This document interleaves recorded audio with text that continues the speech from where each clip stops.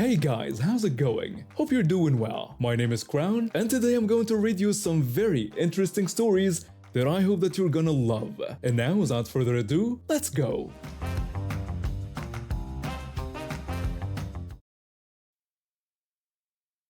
Back in 2016, my best friend's father and I decided to start a business together. It began as something we did for fun, just two guys with an idea trying to make it work. We never expected it to take off the way it did, but 3 years later, we found ourselves running a highly successful company that had made us both quite comfortable financially. In May 2019, I decided to take a much-needed vacation. Before I left, my business partner hired a few new employees to help with front desk operations. Among them was this woman who, as I later discovered, had quite the attitude problem. She was apparently a master of deception, always putting on her best behavior whenever my business partner was around. When I returned from my vacation, I walked into the building wearing my usual casual clothes, just a comfortable t-shirt and jeans. The front desk manager who I'd hired the previous year greeted me warmly. I headed straight to my office, but nature called, so I went to use the bathroom. When I was coming out, this new employee was standing there, and what happened next was absolutely unbelievable. She started screaming at me, calling me a homeless junkie, and demanding to know what I was doing there. Before I could even explain who I was, she cut me off, yelling that she didn't care who I was and that I needed to get out immediately. She even claimed to be personal friends with both owners and threatened to have me arrested. Before I could even process what was happening, she grabbed me by my hair and started dragging me toward the door. I managed to grab her hand and pull it away. I started shouting back, trying to tell her that I was the owner and her boss, but she wouldn't listen. She just kept screaming that I couldn't be the owner, calling me a trashy bum, and making fun of my homeless shelter clothes. She kept ranting and digging her nails into my arm until my business partner, who heard the commotion, came running down from his office. He asked what was going on, and she immediately switched her tone, telling him that she'd caught a homeless person trying to steal from the business. When my business partner tried to explain, she interrupted him and had the audacity to demand a raise for catching the supposed thief. That's when my business partner lost his patience and yelled at her, telling her that I was the other owner and her boss. I pulled out my ID to prove who I was. The moment she saw it, all the color drained from her face. She started stammering out an apology, but I cut her off. I told her that her verbal and physical abuse was unacceptable, explaining that I couldn't risk her treating our customers or staff this way, and told her that she was fired. She immediately started wailing about needing the job to feed her children, which was interesting since she had specifically marked no children on her employment forms and had even confirmed during her interview that she didn't have any kids. When my business partner and I both called her out on this contradiction, she just stood there, staring at the floor, knowing she'd been caught in her lie. When I took out my wallet to write down some notes about the incident, she made her final desperate move. She lunged forward, snatched my wallet, and tried to make a run for it. She didn't get far. Our security guard tackled her before she could reach the exit. We called the police and she was arrested on the spot. She ended up being charged with attempted theft, and we pressed additional charges for the assault. I've been working in security for over 15 years now. I've seen my fair share of entitled people, but this one story still makes me chuckle whenever I think about it. It began when I took a job as a security guard at this massive corporate office park a few years back. I'm not a small guy, standing at 6'1" and weighing 250 pounds. I tend to make people think twice before causing trouble. I worked the second shift from 3 p.m. to 11:30 p.m., though I often picked up overtime because the night shift guards had a habit of not showing up.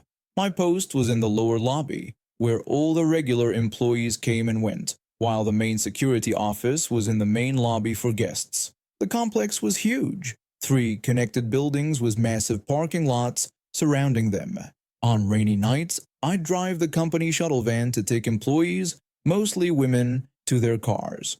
I always made sure to check their vehicles with my heavy-duty flashlight to ensure no one was hiding in the back seat. That flashlight came in handy one night when I actually found someone lurking in one of the cars. One of our employees, this young woman, had an ex-boyfriend who thought it would be a good idea to surprise her after work.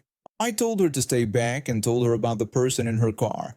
She started trembling immediately and explained it was her ex, who she had already told to leave her alone. Her ex climbed out of the car acting like he'd done nothing wrong.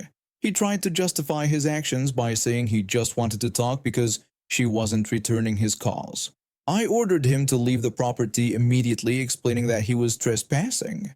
He responded by calling me a rent-a-cop and telling me to mind my own business. He took a swing at me. Bad move. My police flashlight connected with his face, and I radioed for backup. Local police showed up pretty quickly and arrested him. The story spread through the office complex like wildfire. About a week later, I got called up to corporate security. Get this, they told me I was being moved to another post because I was too intimidating. Apparently, the ex-boyfriend had complained that I hurt him and that he didn't do anything wrong. They replaced me with this young guy. Nice fellow, but he was short, overweight, and couldn't intimidate a mouse if he tried. The women who worked late weren't happy about this change at all. About a week into my new assignment, I got a call to come to the main lobby because of a problem. When I arrived, I found some punk trying to force his way through the security doors while cursing at our shift supervisor. The supervisor was trying to explain that access without proper credentials wasn't allowed, but the guy kept insisting that his girlfriend worked there and that he was going to talk to her whether we liked it or not. Another guard arrived with me, and together we grabbed the guy and dragged him back to the lobby. The supervisor called up to the girlfriend. Turned out she worked for one of the vice presidents. She was furious when she heard he was there and explained that she had specifically told him he wasn't allowed in the building, especially since she worked directly with a vice president and couldn't have visitors. The police came and took him away, though he wouldn't stop yelling threats the whole time. After her shift ended, the woman came down and apologized for everything that happened. She asked if I could drive her to her car because it was pouring outside, which I agreed to do. During the drive, she asked where I'd been lately since she hadn't seen me around. I explained that I'd been moved to research and development because I was apparently too intimidating. She was shocked by this reasoning, calling it ridiculous. The next day, she went straight to her boss, the vice president, about what happened. The VP immediately called corporate security, and suddenly being intimidating wasn't such a bad thing anymore. They moved me back to my original post that same day. Funny how quickly things change when higher-ups get involved. One day you're too intimidating to do your job, the next day they can't wait to have you back. But hey, at least I gotta go back to actually helping people, instead of watching an empty building all night. I recently graduated as a teacher specializing in English and economics. At 23, I was thrilled to land a job right before graduation, especially since my teaching practice during school had been less than enjoyable.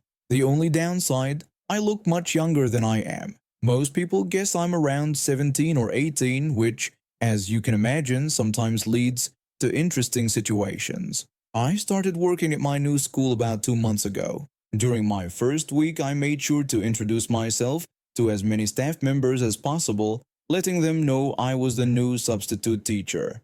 The school has this one hallway we call the Forbidden Hallway. It's where all the administration offices are, so students aren't allowed through there, but teachers and staff can use it freely. Everything was going great until one day when I was walking through the building, checking my phone for updates on our school's online platform. Suddenly, I heard someone screech at someone to put away their cell phone, saying phones weren't allowed indoors. I remember thinking, some student must be on their phone. I didn't think much of it and continued walking. When I tried to go through the forbidden hallway, I felt someone grab my collar from behind. I turned around to face a middle-aged woman I'd never seen before, though that wasn't surprising since I was still new.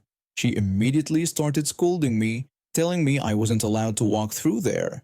I apologized and explained that I thought I could use that hallway. She demanded to know if I was new here, and I politely confirmed that I was, introducing myself as a new teacher and extending my hand for a handshake, as I always do when meeting new colleagues. She just stared at my hand, then at me, then back at my hand. She then lectured me about showing more respect and brought up the cell phone issue again. I tried to explain what I was doing on my phone, but she cut me off, insisting that students weren't allowed to use their phones. Every time I tried to explain that I wasn't a student, she interrupted me, accusing me of lying about using my phone. Getting frustrated with being constantly interrupted, I addressed her as lady in a tone that wasn't exactly respectful. She exploded at this, threatening to have me expelled. The bell rang and she stormed off, yelling that I would hear from her again. An hour later, I was in the teacher's lounge during my free period, still trying to process what had happened. There were a few other teachers there when she burst in. She turned red upon seeing me and demanded to know what I was doing there. She stormed over, trying to grab me. I stood up and backed away, attempting to explain that I was a teacher, but before I could speak, she grabbed my arm and tried dragging me out. In response, I called her a crazy witch and slapped her hand away, which only made her angrier. She was about to escalate further when another teacher walked in and demanded to know what was happening. The other teacher told her to let go of me, but she refused, listing off my supposed offenses, using my phone, going through the forbidden hallway, being disrespectful, and now insulting her. She declared she was taking me to the principal's office. The situation only changed when the other teacher told her that I was actually a teacher at the school. She just stood there, looking between me and the other teachers who had gathered at the doorway. Without a word, she stormed out. A few minutes later, she returned with the principal, who requested I come to his office. I was terrified. The principal was an intimidating man, and I had no idea what she had told him. In his office, she accused me of insulting her, calling her names, and assaulting her, conveniently leaving out the part where she grabbed me first. She even showed him the red mark on her wrist from where I'd slapped her hand away. The principal expressed his disappointment, saying I couldn't assault colleagues when I'd just started working there. I broke down crying, which probably made me look even more guilty. He regretfully told me that he would have to let me go. Through tears, I protested my innocence, but he started to cite her accusations. I interrupted, telling him she was lying about everything. I told him the whole story while she kept trying to interrupt, calling me a liar. When she smugly declared it was just her word against mine, I mentioned the witnesses in the teacher's lounge. The principal called in the nice teacher who had helped me, and she confirmed my story. The principal asked us to step outside for a moment. Through the door, we could hear him berating her, calling her an incompetent, lying witch. He was furious that she had come to his office with false accusations just because she had mistaken me for a student, and even worse, that she had assaulted me in front of other staff. When he called me back in, she was gone. He gently asked if I wanted to press charges, but I declined, not wanting to deal with more drama. However, the story doesn't end there. The following week, she was called to the school board for a disciplinary hearing. Apparently, this wasn't her first incident of aggressive behavior towards colleagues and students. The other teachers came forward with their own stories, and between the multiple witnesses to my incident and her history of misconduct, she was suspended without pay for 2 months and required to attend anger management classes before returning.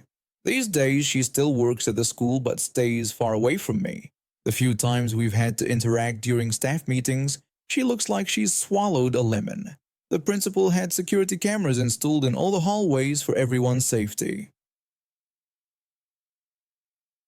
When the 2008 recession happened, I had a hard time paying my bills. Even though I had a good office job, my salary was cut by 15%, and with a mortgage and prices going up, I had to make some tough choices. That's why I decided to take a second job as a greeter at Olive Garden. Most of my co-workers were college students or other people working part-time for extra cash. My significant other also picked up a job there on weekends. We weren't thrilled about spending our evenings and weekends working, but we did what we had to do. The schedule was tight. I'd work my office job from 8 a.m. to 4 p.m., then rush to Olive Garden for the evening shift from 5 p.m. to close. The managers knew about my situation when they hired me, and most of them were understanding if I occasionally ran a few minutes late due to traffic or other unavoidable delays.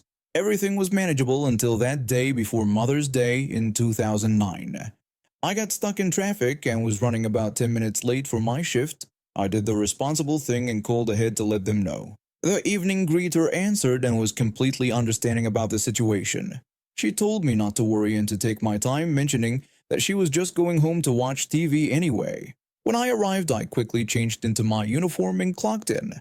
I was just heading to my station when the manager pulled me into her office. The manager launched into a serious discussion about my tardiness and lack of consideration for my co-workers. When I tried to explain that I had called ahead and gotten approval from the evening greeter, she dismissed my explanation entirely.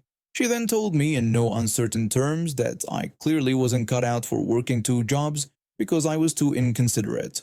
She suggested I choose which job I valued more and quit the other one, adding threateningly that if I quit Olive Garden, I shouldn't even think about coming back. I stood there stunned. In all my years of working, I'd never been spoken to like this, especially over a 10-minute delay that I'd properly communicated. Initially, I wanted to stay just to prove her wrong, but then a moment of clarity hit me. Why was I letting this person talk to me this way over a second job that I only needed for extra income? That night, I discussed it with my significant other, who had witnessed similar behavior from this manager towards other employees. They were supportive and suggested we could cut back on expenses, offering to pick up extra shifts at their weekend job to help make up the difference. The next morning was Mother's Day, traditionally the busiest day of the year for Olive Garden. I showed up in my regular clothes, not my uniform, and walked straight to the manager's office. Her face dropped when she saw me in street clothes. I told her that I'd thought about what she said yesterday and told her she was right. Working there for her wasn't for me anymore. I quit. The manager's reaction was immediate panic. She protested that I couldn't quit on Mother's Day, insisting that they would be swamped and that I had to work my shift. I reminded her of her own words about me being too inconsiderate to work 2 jobs. I told her to consider this me being considerate enough to remove myself from her workplace, suggesting that maybe next time she'd think twice before treating her employees like they're beneath her. I walked out of that Olive Garden with my head held high, knowing I'd never have to deal with that toxic environment again. My significant other quit shortly after, and we managed to make ends meet by cutting back on unnecessary expenses. Eventually, the economy improved. I got a promotion at my main job and life got better. But I've never stepped foot in an Olive Garden since that day, and I never will. And now we have reached the end of today's stories. Thank you for watching, and see you next time.